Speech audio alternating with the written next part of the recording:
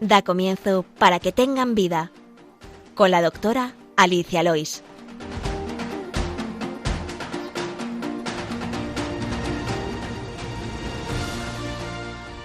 Muy buenos días, queridos oyentes de Radio María. Estamos en el programa Para que tengan vida, un espacio dedicado a la medicina y la salud. Les saluda un lunes más quien les habla, Alicia Lois, hoy 6 de diciembre, acompañada de un gran amigo y compañero de trabajo, Ricardo Gómez, especialista en pediatría. Buenos días, Ricardo, gracias por venir. Buenos días, Alicia, encantado de estar aquí contigo y con todos nuestros oyentes. Pues cuéntanos, ¿de qué nos quieres hablar hoy? Pues mira, hoy habíamos pensado hacer un programa para hablar de infecciones, de vacunas y de virus. Muy bien. ¿Y por qué has elegido este tema? Pues mira, he elegido este tema porque me parece un tema muy importante y muy pujante por varios motivos, ¿no? Uno de ellos porque las enfermedades infecciosas en general y la introducción de las vacunas en particular ha supuesto una constante en la historia de la humanidad y todavía sigue siéndolo, de gran importancia para la salud personal de cada uno y la salud comunitaria, y porque, bueno, vamos también, si te parece oportuno, hacer un pequeño repaso histórico sobre todo esto y hablar de un poco de vacunas, que seguro que va a ser de interés para nuestros oyentes. Muy bien. Ese será nuestro tema principal. Aprovechando que eres pediatra, pues por supuesto trataremos el tema del calendario vacunal. A continuación les adelanto el contenido del programa de hoy.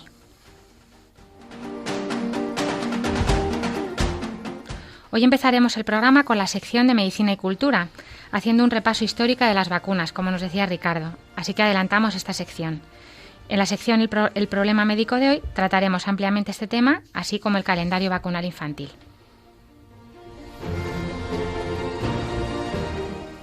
Les recordamos que tienen varias vías para contactar con nosotros.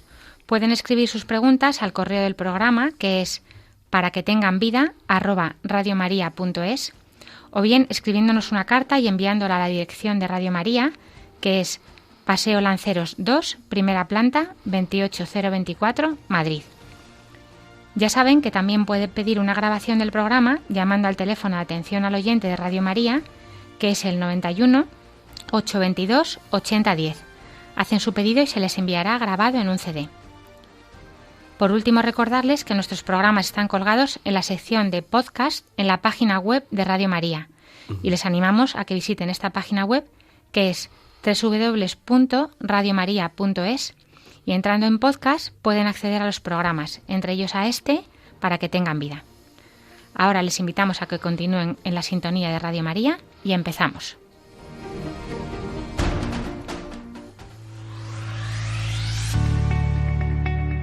Medicina y Cultura. Como decía, hoy vamos a hablar de vacunas y del calendario vacunal infantil. Hoy hemos adelantado esta sección porque vamos a hablar de historia de la medicina y de historia de las vacunas. Cuéntanos, Ricardo. Pues mira, a este respecto, ya desde la antigüedad existen muchos testimonios escritos en la historia acerca de la importancia que han tenido en el devenir humano las infecciones. De hecho, probablemente esta es una de las causas más determinantes de la mortalidad a nivel global y de la mortalidad infantil especialísimamente, ¿no?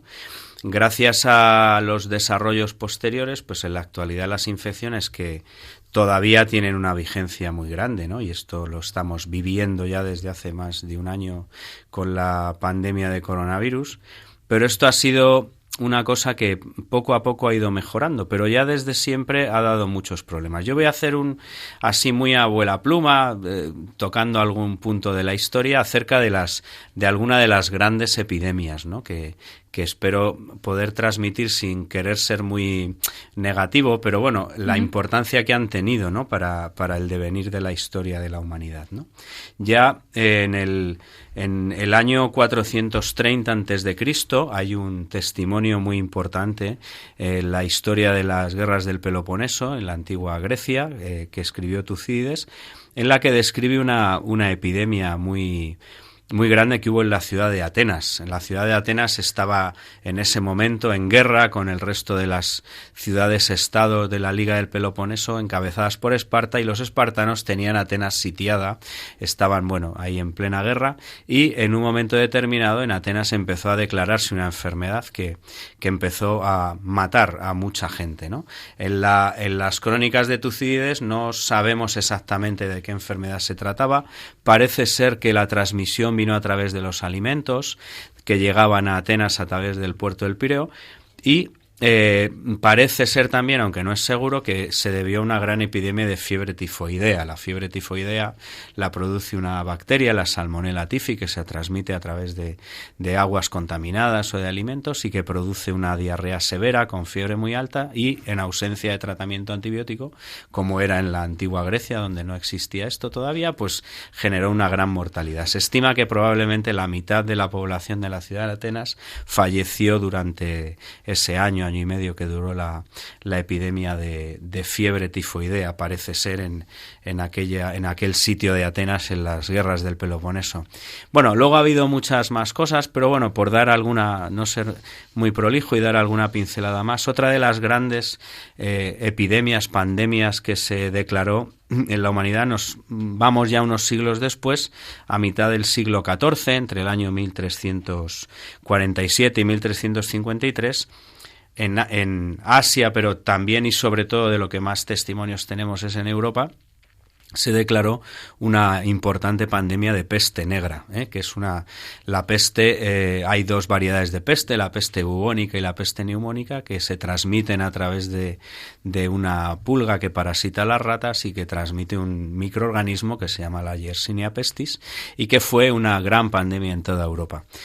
Tan importante y tan alta mortalidad tiene esta enfermedad que se estima que probablemente la mitad de la población europea de mitad del siglo XIV falleció en un periodo de 4 o 5 años, ¿no? Que esto pues tiene unas consecuencias tremendas, ¿no? Desde el punto de vista personal y desde el punto de vista colectivo, ¿no? Dejar en 5 años la población a la mitad, de aquello se salió, se tiró adelante, y esto es otra de las grandes pandemias. Vamos a dar otro salto, si te parece, en el tiempo, y nos vamos a colocar a principios del siglo XX. A principios del siglo XX, entre el año 1917 y 1920, hubo otra gran pandemia en Europa. Estamos hablando de un tiempo relativamente reciente, que fue la famosa epidemia de gripe española, la llamaron entonces, aunque la gripe no tenía nada que ver exactamente con España, fue una gripe global.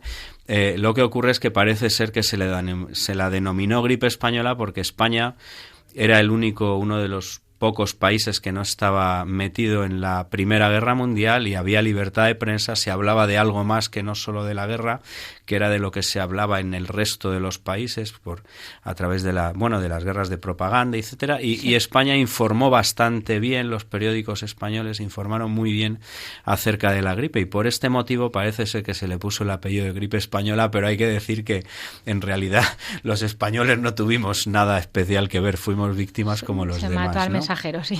Exactamente, ¿no? Entonces, fue una epidemia también tremenda. Parece ser que en Europa fallecieron del orden de 20 millones de personas. Una enfermedad que teóricamente la mayoría de las veces no es grave, pero pilló en una época en que la población estaba muy depauperada, estaban saliendo de una guerra importantísima y con falta de nutrición hubo una mortalidad altísima. Y luego, aunque no es el tema de hoy, no voy a meterme, pero como todos sabemos, pues estamos viviendo ahora la pandemia de coronavirus que tantos problemas nos está dando, y todavía a día de hoy, ya al margen incluso de la pandemia del coronavirus, entre las 12 causas principales de muerte que publica la OMS anualmente, 2 o 3 al menos de las más destacadas son enfermedades de tipo infeccioso. Básicamente enfermedades respiratorias que generan todavía mucha mortalidad en países en vías de desarrollo, y enfermedades de tipo diarreico. Me decías hace unos días charlando que querías tratar este tema porque el trabajo de Jenner ha salvado más vidas que el trabajo de cualquier otro hombre, me decías. Cuéntanos, ¿quién es Jenner? Pues os voy a contar quién es Jenner. Mira, hay dos hitos fundamentales en el devenir de las enfermedades infecciosas. Uno que es reciente y que no voy a meterme, aunque podemos comentarlo en otro programa, que es el descubrimiento de la penicilina en el 1928 por parte de Alexander Fleming, y uno que es anterior a este momento, que es del siglo XVIII, mitad del siglo XVIII, finales del siglo XVIII, que es el inicio de la vacunología y de la inmunoterapia. Esto se lo debemos a un médico inglés que fue Edward Jenner, que nació en Berkeley en el año 1749 y que él durante su ejercicio de la medicina había otra gran epidemia a nivel mundial, que era la viruela. Es una enfermedad que ya está declarada extinguida en el mundo desde el año 1979, pero que durante estos años producía también una alta mortalidad. Es una enfermedad exantemática que produce también fallo multiorgánico y con una tasa de mortalidad muy alta. Jenner estuvo observando una serie de cosas, entre las cuales vio que había una curiosidad. Bueno, los médicos de estas épocas, la verdad es que eran grandes observadores, ¿no? Y entonces tenían mucha capacidad para interpretar los signos clínicos y para interpretar epidemiológicamente lo que veían, ¿no? Y Jenner observó una cosa curiosa, que había un grupo de población en donde él vivía, en un medio rural, que eran los ordeñadores de las vacas y las ordeñadoras, que desarrollaban una enfermedad, una pequeña infección local en las manos, que se llamaba el nódulo de los ordeñadores, lo llamaban, que salía una pequeña pústula, y que esas personas que habían pasado esta enfermedad, curiosamente, de toda la población no adquirían la viruela, no padecían la viruela. Bueno, el nódulo de los ordeñadores lo produce un virus que se llamaba el virus variólico de las vacas, vacuno, la viruela vacuna, y Jenner lo que hizo fue coger una parte de ese pus del nódulo de los ordeñadores e inocularla. Lo hizo en un niño que se llamó James Phipps, un niño pequeño que era de 8 años, que era el hijo del jardinero donde vivía Sir Edward Jenner, y le inoculó ese pus, ese líquido. Eso generó una pequeña pústula y una costra posterior, y el niño no desarrolló la enfermedad. Por este motivo, y porque esta se puede considerar la primera vacuna que se ensayó en la historia, al haberlo hecho una inoculación con un virus de la viruela vacuna de las vacas, por este motivo se llama así. Las vacunas, ¿no? Que es una cosa que siempre uno dice, bueno, ¿y de dónde sale este nombre, no? Sí. Y bueno, y gracias a Jenner se empezó un poco a funcionar. Esto es una pequeña tontería, si me permites, pero a Jenner le debemos, como tú has dicho, una gran parte de las vidas que se han salvado a partir de este momento con el desarrollo de la vacunología. Y los que vivimos en Madrid sabemos que hay una calle en Madrid, que es la calle de Jenner, que decimos mucho, la calle Jenner. Bueno, la calle de Jenner, que se refiere a Sir Edward Jenner. Lo digo por si alguna vez pasáis por allí, a lo mejor compensa rezar por el alma de Sir Edward Jenner, al que tanto debemos, ¿no?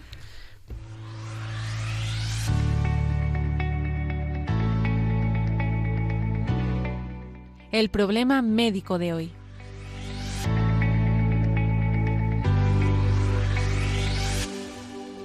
Muy bien, pues después de este repaso histórico tan interesante, cuéntanos, Ricardo, ¿qué son las vacunas? Bueno, pues las vacunas las podemos definir como productos biológicos compuestos por microorganismos muertos o inactivados, como decimos en medicina, o microorganismos atenuados o parte de ellos, que se administran para prevenir enfermedades infecciosas en las personas que son susceptibles de padecerlas. ¿Y cómo funcionan en la persona que se le introduce? Pues las vacunas en las personas que se les introduce recrean la enfermedad, pero no producen la infección, y de esta manera estimulan el sistema inmunitario para que éste desarrolle defensas que actuarán en el momento en que se contacte con el microorganismo que produce la infección y la enfermedad, y así la evitamos. ¿Qué hacemos al vacunar y por qué vacunamos?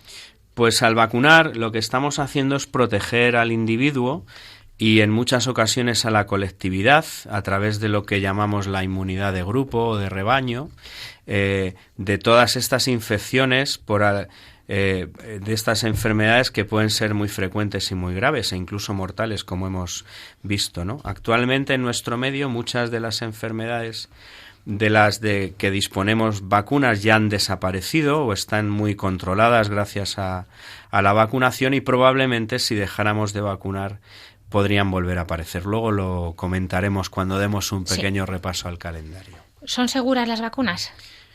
Pues las vacunas son los medicamentos probablemente más seguros que existen. Para la autorización de una vacuna se realizan muchos estudios y muchos controles, más incluso que con cualquier otro medicamento. Y una razón primordial es porque este tipo de tratamiento está destinado a personas que no les pasa nada, que están sanas, ¿no? Y los estudios de seguridad incluyen miles de personas, ¿no? Y luego la posterior autorización y la comercialización están sometidos también a estudios de seguridad que se van manteniendo de manera muy estricta a lo largo del tiempo.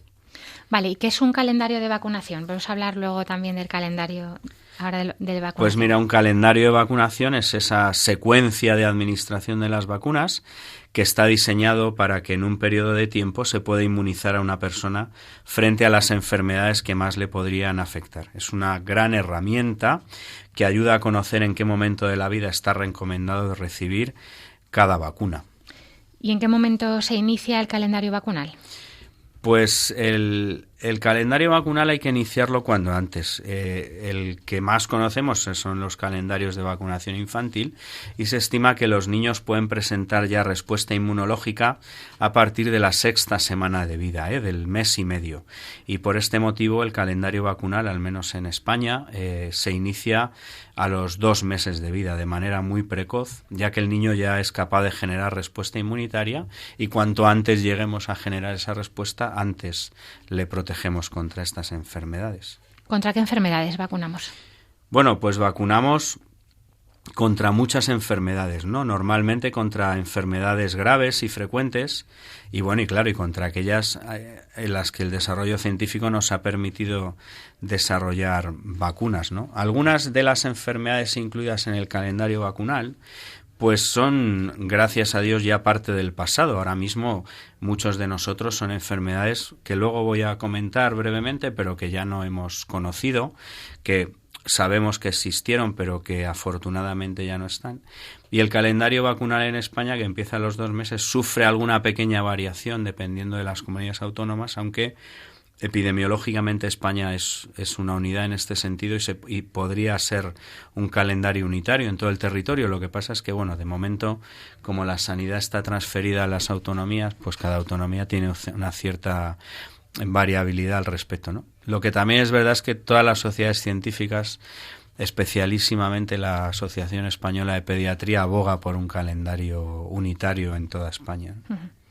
Muy bien, pues si te parece vamos a hablar y describir algunas de ellas. Me vas contando, que tú te las sabes fenomenal. Bueno, muy bien, pues vamos a ir hablando de algunas de estas enfermedades, algunas ya muy desconocidas y bueno, y que ya han desaparecido de nuestro entorno, pero ante las cuales hay que mantener la guardia, porque gracias al calendario vacunal es porque no las vemos, ¿no?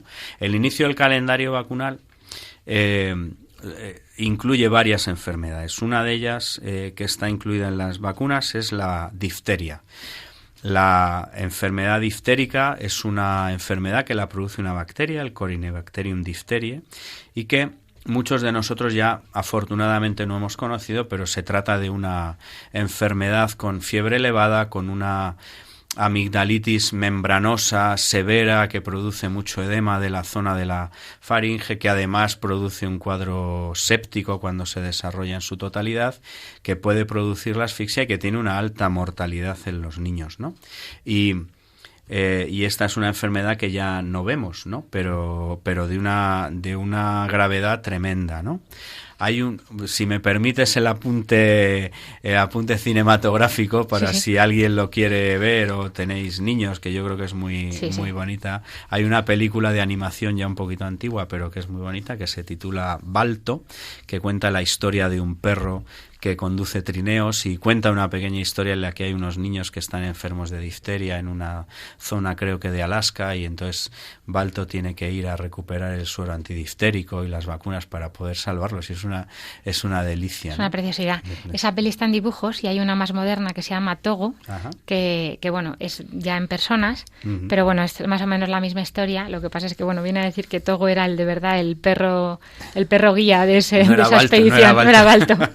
Le quito el título, pero bueno, son preciosas las dos, muy bonitas, muy buena recomendación. Bueno, pues si queréis seguimos avanzando. Otra de las enfermedades estas que ya afortunadamente no vemos es el tétanos, que es otra de las que está incluida en el calendario vacunal. El tétanos es una enfermedad grave del sistema nervioso que está causada por una bacteria que produce unas toxinas. La bacteria es el Clostridium tetani, que es una bacteria anaerobia y que la enfermedad produce contracciones musculares, mandíbula, trismus, bueno, etcétera, y puede llevar a la muerte, ¿no? Esta es la que todos hemos conocido, sabemos que nos puede pasar cuando tenemos alguna herida fea, con un hierro oxidado, una herida muy anfractuosa, con mal aspecto, donde el Clostridium allí metido, como no necesita oxígeno, se puede desarrollar y puede provocar la diseminación del tétanos. Bueno, afortunadamente ya se ven muy poquitos casos de tétanos y en nuestro entorno prácticamente nada. Yo, que ya llevo unos años ejerciendo, yo creo que he visto en mi vida un tétanos que, bueno, gracias a Dios luego se trató y se curó, pero es de una gravedad extrema, ¿no? Y todavía hay que continuar con esa vacuna. Yo de residente rotando en pediatría precisamente vi una chica con un tétanos que la traían del aeropuerto africana sin vacunar.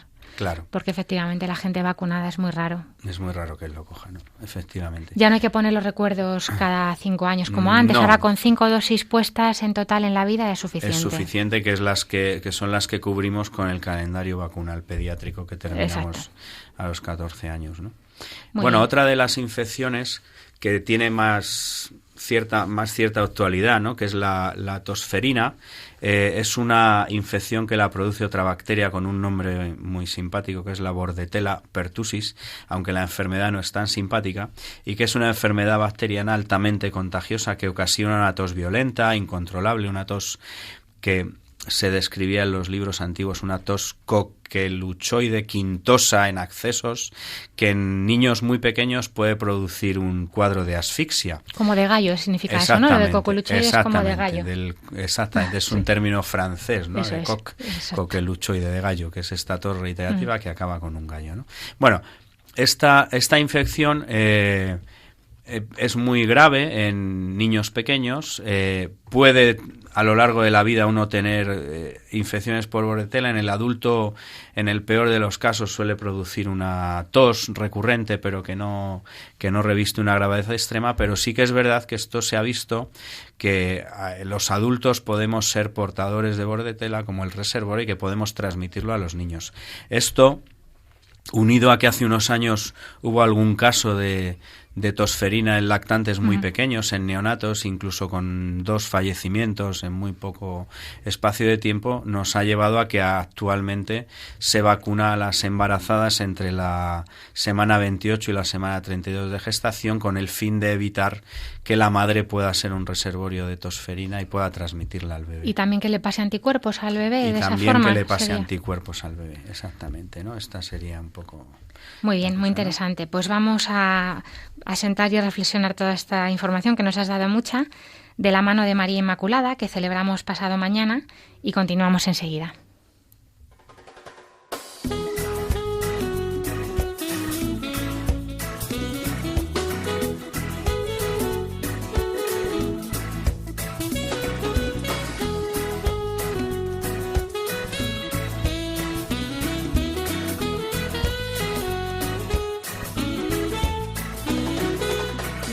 Inmaculada, queremos ser tuyos y caminar contigo siguiendo a Jesús.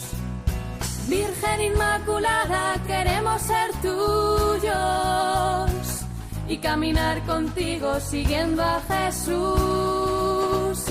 Inmaculada, Santa María, toda nuestra vida es para ti. Inmaculada, Santa María, toda nuestra vida es para ti. Ponemos nuestros dolores y nuestras alegrías, lo que tenemos y somos bajo tu protección. Ponemos nuestros dolores. Sintonizan Radio María y están escuchando el programa Para que tengan vida. Hoy hablando de vacunas y calendario vacunal infantil con el pediatra Ricardo Gómez. Y seguimos hablando de este calendario. Ricardo, cuéntanos. Bueno, pues vamos a continuar un poquito más adelante. Otra de las enfermedades contra las que vacunamos es la hepatitis B. La hepatitis B ya es una enfermedad no bacteriana, sino vírica, que se transmite, por vía vertical en madres que puedan estar infectadas, pueden transmitirla al recién nacido, al feto, y también por vía parenteral. Y es una vacuna que está incluida ya de manera sistemática en el calendario. Esta vacuna ha sufrido alguna variación a lo largo de los años. Empezamos vacunando a los niños de cierto riesgo y a niños cuyas madres eran portadoras y contagiantes del virus de la hepatitis B.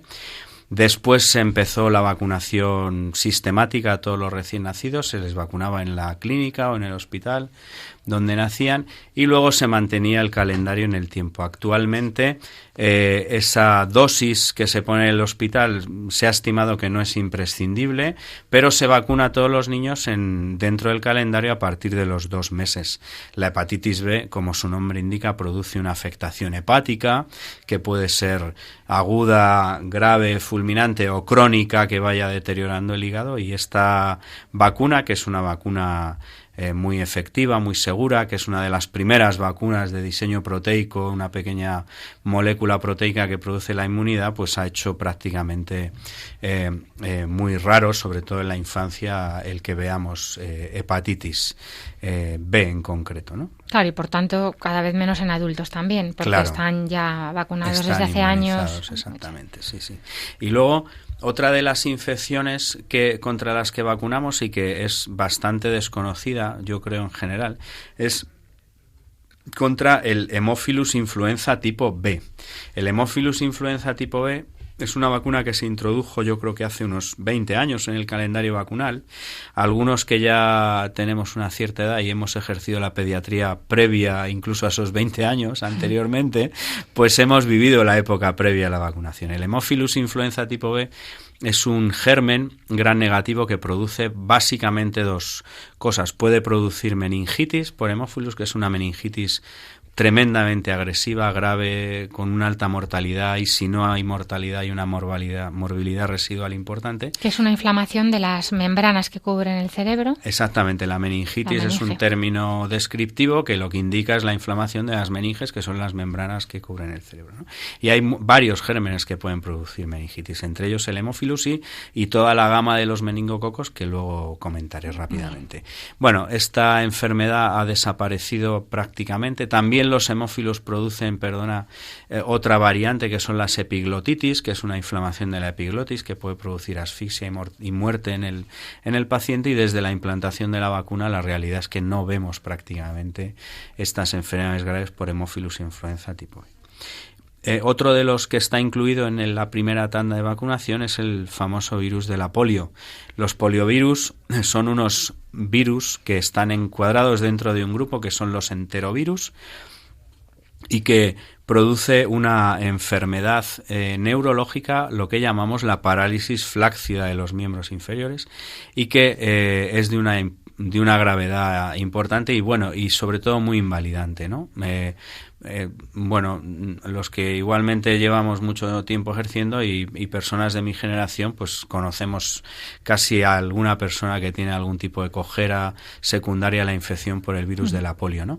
Las vacunas de la polio hay dos grandes grupos de vacunas. La vacuna tipo Sabin, que es una vacuna de virus atenuados que se administraba porque ya no la utilizamos por vía oral y que muchos de nosotros pues recordamos que era una vacuna que sabía fresa, que incluso nos administraban en el colegio y que producía inmunidad, con el único inconveniente que al ser una vacuna oral durante un tiempo uno estaba eliminando virus de la polio por las heces y eso podía tener algún problema si vivíamos cerca o convivíamos con personas inmunodeprimidas o susceptibles a la enfermedad. La que utilizamos actualmente es la vacuna de la polio inactivada, la vacuna tipo Salk, que se pone inyectable, que produce inmunidad y que evita este tipo de transmisión, problemas, ¿no? Sí, sí. Y luego voy a citar muy rápidamente, he dicho que el virus de la polio es un enterovirus. Hay enterovirus no polio, que si nos están oyendo muchos padres que tengan niños pequeños, son los grandes protagonistas de las infecciones, sobre todo en la época otoñal, ¿no? Que son los virus Coxsackie tipo A, el tipo B y el ecovirus, que son los que producen, entre otras cosas, la famosa enfermedad boca-mano-pie, las herpanginas, las enfermedades aftosas de la lengua y muchos de ellos cuadros diarreicos también, por eso se llaman enterovirus y que quería simplemente comentarlo. Un paréntesis dentro del calendario vacunal por la frecuencia que tienen. Porque es frecuentísimo y esto también me da pie para apuntar que la mayoría de las infecciones cotidianas de los niños, se estima que los niños en los primeros años de vida, los 7 primeros años de su vida, pueden inmunizarse de alrededor de 4.000 antígenos. La mayoría son antígenos de tipo viral. La mayoría de las infecciones estas de las guarderías, de los niños que empiezan a ir al colegio y cogen catarros y la herpangina, el boca-mano-pie y la diarrea, todas estas infecciones son en un 90% infecciones de tipo vírico que precisan un tratamiento puramente sintomático y que remiten solas, que no precisan ningún tipo de antibiótico ni de terapia añadida, ¿no? Y de las que la mayoría de los niños se inmunizan ya para el resto de su vida. Exactamente, ¿no? Eso es lo que hace que su sistema inmunitario vaya aprendiendo y vaya desarrollándose poco a poco, ¿no? Es verdad que se producen anticuerpos contra estas enfermedades, pero no hace falta que se detecten los anticuerpos en sangre, porque lo digo porque con el tema del coronavirus, por ejemplo, no sé si tengo anticuerpos y me han bajado los anticuerpos, ¿no? Es imposible que los anticuerpos estén elevados siempre en sangre, porque si no, dices 4.000 enfermedades no se inmunizan en 7 años, seríamos un anticuerpo con patas. Entonces, eso está en la memoria en la memoria del sistema inmunitario, guardados ahí. Lo digo también porque muchas veces los adultos que se hacen anticuerpos contra la hepatitis B, pues para ver si lo han pasado y tal, muchas veces están vacunados y no se detectan algunas veces los anticuerpos. No significa que no estén bien vacunados. A veces, se puede poner una dosis de refuerzo, pero no tiene por qué. Puede ser un falso negativo que esté ahí en el límite y no se detectan, pero el sistema inmunitario, si se expusiera al virus, se aparecerían. Exactamente, aparecerían. Bueno, esto era y un paréntesis. Sí, me parece que es un apunte muy interesante porque efectivamente no todo tenemos que detectarlo en sangre y muchas veces no lo detectamos, lo que no quiere decir que no tengamos. Pero es verdad que los pobres niños hasta los 7 años están ahí trabajando duro, con su sistema inmunitario poniéndose para el resto de su vida. Muchas madres se desesperan, ¿no? Porque todo el tiempo la guarde malos. Sí, el famoso pero hay que decirles, están síndrome de guardería perpetuo. Hay que padecerlo y tener, paciencia, calma, porque la mayoría de las infecciones son incómodas para los niños, lo pasan mal, están malitos y tal, pero son cuadros leves de los que salen perfectamente y que no hay que hacer nada más. Exactamente. Pues seguimos. Muy bien. Bueno, si te parece, seguimos con alguna vacuna más. Otra de las vacunas que ponemos en el calendario vacunal es la vacuna contra el neumococo. Los neumococos son unos estreptococos gram positivos que afectan, como su nombre indica, neumo, básicamente al aparato respiratorio. Producen neumonías, también producen enfermedad inflamatoria generalizada, sepsis, incluso puede llegar a producir sepsis, y es un germen contra el que vacunamos. Tenemos básicamente 2 tipos de vacunas contra el neumococo. Una vacuna de tipo conjugada, que es la vacuna 13-valente, que es la que utilizamos en los niños habitualmente, Vacuna 13 valente quiere decir, y para explicar un poco, el neumococo, los gérmenes se clasifican por serotipos. Hay diferentes variantes de neumococos. El neumococo tiene, creo recordar, aproximadamente 40 serotipos diferentes. Nosotros vacunamos a los niños contra 13 de esos serotipos, que son los más prevalentes, los que abarcan el 90-95% de las infecciones. Y luego hay una vacuna polisacárida que se aplica a los adultos y a los adultos de riesgo, que es una vacuna 23 valente, que es una vacuna que genera inmunidad, una inmunidad que es menos permanente por el tipo de personal que se pone y por las características de la vacuna, y contra la que vamos revacunando de vez en cuando. Otra parte, y ya vamos a ir, si te parece, terminando o no. Tenemos todavía tiempo. Tenemos sí, tiempo, sí. Fenomenal. Pues Sí, es sí. otro gran capítulo de las infecciones y de las vacunas, que son las vacunas contra los meningococos. Los meningococos se incluyen dentro de un grupo de bacterias que se llaman las neiserias, que son bacterias gram negativas, y de las cuales hay varios serotipos. En el calendario vacunal oficial está incluida la vacuna contra la meningitis C, y en los niños pequeños, y luego en los adolescentes a partir de 12 años la vacuna contra los meningococos A, C, W, Y. Que está en la misma vacuna, ¿verdad? Que es una vacuna tetravalente única que se incluye en la vacunación de los 12 años. Se pone este tipo de pauta porque, bueno, dependiendo de los serotipos, hay serotipos que afectan más a niños pequeños y otros que afectan más a los adolescentes, a los teenagers, a los teen, ¿no? Entonces está a partir de los 12, de los 13, ¿no? Bueno, y luego hay otra vacuna que actualmente no está incluida en calendario vacunal, que existe, que a mí me parece que es muy interesante también administrar, que es la vacuna contra el meningococo tipo B, que en nuestro entorno sigue siendo el grupo serológico más prevalente, por lo menos en la infancia, ¿no? Y que es una vacuna que a mí me parece apasionante, si me permitís la palabra, porque tiene un diseño, es una de las pocas vacunas o de las primeras que se han hecho con un diseño de vacunología inversa. A través de modelos informáticos lo que hacemos es detectar el tipo de proteínas que tiene el meningococo, y de esas deducimos las que pueden producir la respuesta inmunitaria. Y con esta vacuna hemos conseguido incluso algo que la infección natural no consigue. Uno puede pasar una meningitis B o una sepsis por meningococo B y no se inmuniza contra la enfermedad y sobrevive a ella. Puede volver a pasarla, y sin embargo esta vacuna es capaz de cubrir prácticamente el 90% de todas las variantes del meningococo B y produce una inmunidad duradera, ¿no? Es decir, hemos sido capaces a través de esta tecnología de dar casi, si me permites, como un paso más a lo que hace la propia naturaleza, ¿no? La propia bacteria, ¿no? Entonces eso es muy interesante, ¿no? Sí, sí. Y luego tenemos otra parte también de las vacunas víricas. Hay a partir del año, porque no las podemos poner antes porque no generan una buena inmunidad, a partir del año empezamos a vacunar contra sarampión, rubeola, paperas y varicela.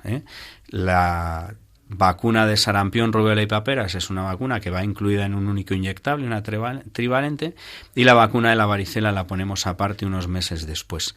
La ponemos justo a los 12 meses porque es cuando sabemos que los niños pueden empezar a generar inmunidad contra estas enfermedades, ¿no? El sarampión ya efectivamente no lo vemos, es una enfermedad exantemática, en ocasiones grave, que puede producir además secuelas como sordera, etcétera, con fiebres muy elevadas, con un exantema de tipo rugoso y que da fiebres altas. La rubeola suele ser una enfermedad bastante benigna en general, con un exantema salmonado, muy leve, macular, que da febrícula, adenopatía, así que muchas veces es difícil de diagnosticar por lo inespecífico de los síntomas, pero que es una enfermedad contra la que hay que vacunar fundamentalmente por una cuestión, porque si una mujer... A las niñas. Exactamente. Ahora vacunamos a todos, pero sobre todo a las niñas, que era donde estaba incluida antiguamente la vacuna, aunque ahora ya la vacunamos a todos, pero si una mujer gestante se contagia de rubeola, padece rubeola durante el embarazo, sobre todo en el primer trimestre, pues es un virus que puede producir malformaciones congénitas severas, incluso la muerte, ¿no? del feto. Bueno, y entonces esto es una protección importante. Y luego el tercer elemento son las paperas, que es esta enfermedad que produce un curioso virus. Digo curioso porque da una inflamación de las glándulas salivares, ¿no? Principalmente de las glándulas parótidas, por eso se llama paperas o parotiditis, ¿no? Y que normalmente es una enfermedad que no es muy trascendente, pero que tiene alguna complicación. Básicamente dos. Una de ellas que es lo que llamamos la meningitis urliana, que puede producirla este virus, un cuadro de meningitis vírica que puede tener su importancia, y en los varones también puede producir otra cosa curiosa que efectivamente ya no vemos, que es la orquitis urliana, que es la inflamación testicular que puede producir un daño irreversible del testículo con la consecuente esterilidad en los varones, ¿no? Y luego, por último, estaría en este capítulo de los virus la vacuna de la varicela. La varicela es, digamos, bueno, por poder decirlo así, la variante inferior de la viruela. Es como una viruelilla que normalmente no es grave, pero que es muy contagiosa, es muy prevalente, que produce pues un cuadro de fiebre con un exantema vesiculoso, pustuloso, etcétera, y que en determinados casos puede tener complicaciones, ¿no? Complicaciones fundamentalmente respiratorias. Las neumonías postvaricelosas son muy graves, o incluso complicaciones puramente locales por la evolución de las lesiones, que no son un granito, es una vesícula que evoluciona una pústula y que puede dar problemas. Y esta vacuna se ha introducido en el calendario desde hace unos años, y la realidad es que igualmente, los que hemos vivido la época pre-vacuna de varicela, hemos visto muchísimas varicelas y algunas con cierta dificultad, y esta infección hemos dejado de verla directamente. El virus de la varicela, aprovecho porque hace unos un mes programas hablamos de esto, sí, del herpes zóster. De la varicela y del herpes zóster, que es el mismo virus, el virus VVZ, el virus de la varicela zóster, y que la varicela, uno pasa la enfermedad o entra en contacto con el virus, aunque no pase la enfermedad, y la primoinfección puede producir varicela o nada, pero el virus se nos queda acantonado en los ganglios raquídeos durante toda nuestra vida, y en algún momento de cierta debilidad inmunitaria o de estrés o de vete tú a saber, puede reactivarse y generar un herpes zóster, ¿no? Que por motivo de la vacuna de la varicela en los niños no vemos varicela, pero sí que ocasionalmente vemos algún herpes zóster, cosa que antes prácticamente no veíamos, pero eso es consecuencia. Pero bueno, es una consecuencia menor que compensa el beneficio que obtenemos de la vacuna, ¿no? Muy bien. Y también la varicela en las embarazadas es un tema, pero bueno, eso ya lo hablamos, yo creo que también lo tratamos la otra vez. Uh-huh. Y luego nos quedaría, ya para finalizar rápidamente, la del papiloma humano. Ajá. Que nos puedes contar un poquito, porque también se ha introducido ahí en las niñas. Sí, la vacuna, el virus del papiloma humano, es un virus que produce fundamentalmente patología de tipo ginecológico. Hay varias lesiones que están relacionadas con la infección del virus del papiloma, pero básicamente para lo que vacunamos es para evitar una cosa grave, que es el cáncer de cuello de útero, ¿no? Que se ha visto después del tiempo que está causada por un virus, ¿no? Que esto es otra de los grandes enigmas que tenemos en medicina, ¿no? Uno piensa que el cáncer es una enfermedad que se puede producir por muchas veces, pero lo que muchas veces no sabemos, y hay algunos cánceres que sí, en concreto, que son cánceres de origen infeccioso, ¿no? Que esto es algo que, bueno, la naturaleza funciona así. Es una condición indispensable. De hecho, no está en mujeres que no han tenido relaciones sexuales, porque se transmite por Exactamente, relaciones se transmite por relaciones sexuales, y bueno, y se produce esa infección, esa colonización por el virus del papiloma, y en algunos casos pues puede llegar a producir, dependiendo de las variantes, porque también el virus tiene muchas variantes, muchos serotipos, y nosotros pues vacunamos contra un número determinado de ellos. Básicamente hay dos, que son las que producen el cáncer de cuello. El resto producen lesiones como verrugas, etcétera, otra serie de patologías menores, pero condilomas, etcétera. Y bueno, las vacunas del virus del papiloma hay varias. La más completa es la vacuna 9 valente, que incluye 9 de los serotipos del papiloma y que se pone en el calendario vacunal en las niñas a partir de los 12 años. La pauta de vacunación son 2 vacunas y la ponemos a los 12 años. Perfecto, pues nos has hecho un repaso espectacular. Yo, si te parece, ya cerramos el tema, pero bueno, nos ha quedado muy claro, pero para concluir y cerrar, ¿por qué te parece tan importante la vacunación en 3 palabras y qué resaltarías? Pues mira, si te parece, a mí me gustaría resaltar alguna cuestión, ¿no? La primera es que las enfermedades infecciosas todavía tienen una gran importancia como causas de mortalidad, que no son cosas del pasado y que vacunar contra las enfermedades contra las que tenemos vacunas es muy importante. Tenemos en la actualidad una buena batería de antibióticos que nos permiten luchar con eficacia contra enfermedades bacterianas, pero siempre hay que estar alerta a las resistencias bacterianas, hay que utilizar los antibióticos con mucho criterio, con mucha cautela para evitar estas resistencias y saber además que las enfermedades infecciosas en la infancia de manera preponderante son de tipo vírico, prácticamente el 90%, y no se tratan con antibióticos. Y por lo tanto las vacunas son clave para el control de estas enfermedades y se puede considerar prácticamente en muchas ocasiones la única arma eficaz contra ellas. Con lo cual, el mensaje final que me gustaría transmitir es que no hay duda de que tenemos que vacunarnos, tenemos que vacunar a nuestros niños y tenemos que vacunarlos siempre que podamos y de todo lo que podamos.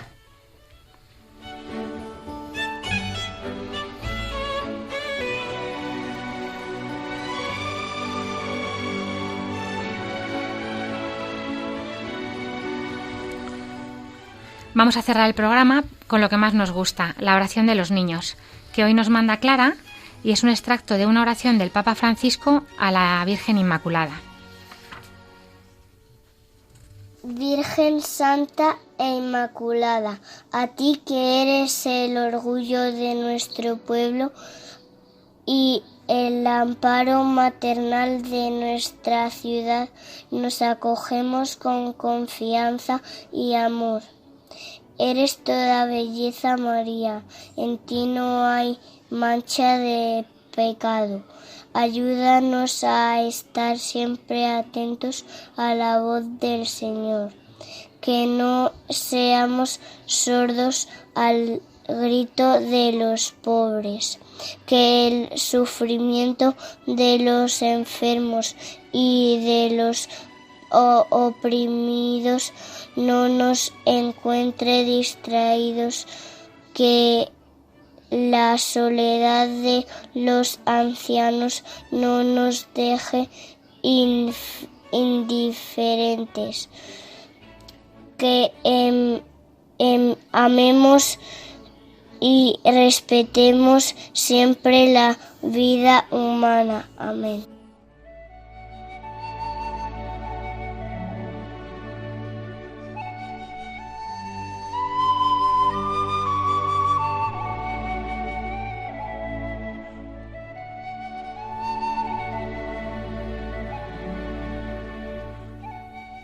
Muchas gracias, Clara. Estamos en Radio María, en el programa Para que tengan vida. Les recordamos que pueden escribir sus preguntas al correo del programa, que es paraquetenganvida@radiomaria.es, o bien escribiéndonos una carta y enviándola a la dirección de Radio María, que es Paseo Lanceros 2, primera planta, 28024, Madrid. Estamos deseando recibir sus preguntas, que intentaremos contestar bien personalmente o bien en antena si es de interés general. También pueden proponernos temas médicos que sean de su interés e intentaremos tratarlos.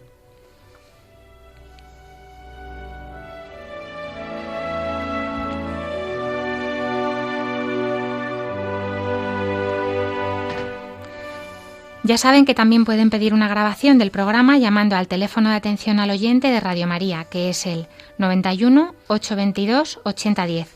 Hacen su pedido y se les enviará grabado en un CD. Aprovechamos para recordarles que nuestros programas están colgados en la sección de podcast en la página web de Radio María y les animamos a que visiten esta página web, que es www.radiomaria.es, y entrando en podcast pueden acceder a los programas, entre ellos a este, Para que tengan vida. Y con esto nos despedimos, agradeciendo muchísimo a Ricardo Gómez, pediatra, el habernos acompañado hoy y habernos ilustrado con tanta belleza de lo que es la medicina y el calendario vacunal infantil, en este caso, más en el tema de la pediatría. Y cuento contigo porque eres una fuente de sabiduría y de cosas que tenemos que tratar aquí, muchos temas. Espero que vuelvas. Muchas gracias, Alicia, encantado de haber venido. Gracias a los técnicos de sonido, José Luis y Javier, y a todo el equipo de Radio María. Y, por supuesto, gracias a los oyentes por habernos acompañado. Nos volveremos a encontrar, si Dios quiere, dentro de 2 semanas. Ahora les invitamos a continuar en la sintonía de Radio María y que Dios les bendiga.